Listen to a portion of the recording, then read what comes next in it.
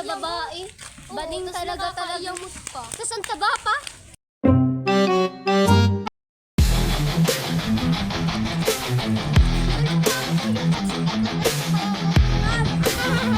Ano ba natin na okay lang, at least di kami at least di kami nilipsod. Okay lang, oh. At least nataba ngayon. No! Okay lang, at least di kami hindi daw para sa mo. Kaya sa yan.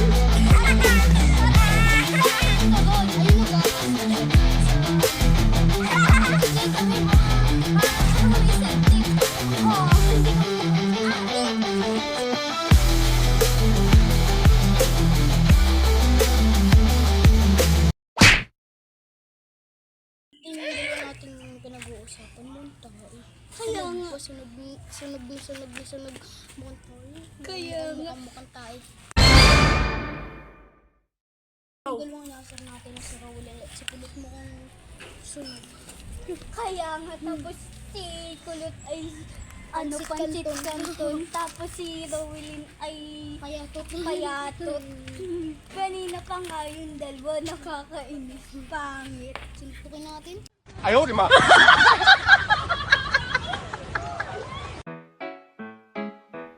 Do ba do ba do ba do ba do ba do ba do ba do.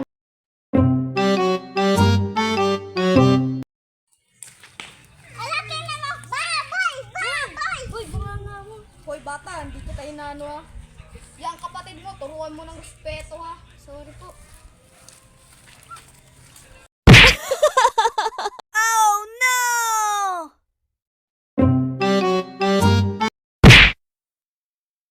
Alam niyo ba kanina si Ems parang napakawalang respeto? Bakit?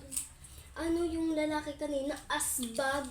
Tapos hindi naman namin kilala. Asbag, tara nga, Jose, puntahan natin.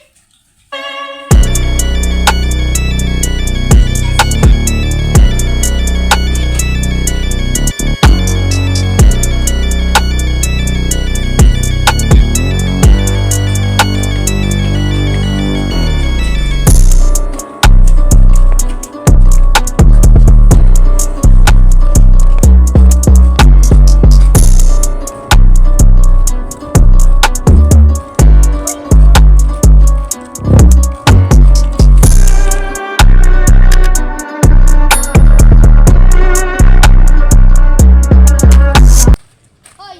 Ba't mo pinagsabihan yung dalawa naming kapatid? Hoy, sino kayo para pagsabihan niyo ako? Ano sinasabi niyong dalawang kapatid? Hindi ko mo kalala mga kapatid niyo at hindi ko din kayo kalala. Kami yung kapatid ng dalawang babaeng pinagsabihan mo.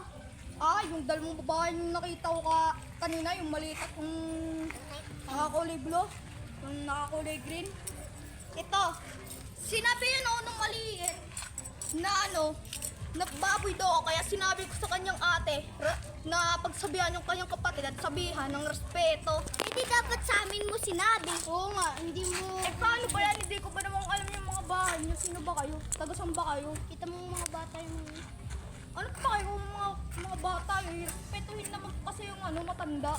Hoy, wag mo pa pagsabihin yung mga kapatid namin na gano'n ha. Aba, ako pa may kasalanan. Suntukan na tayo dito. Sige.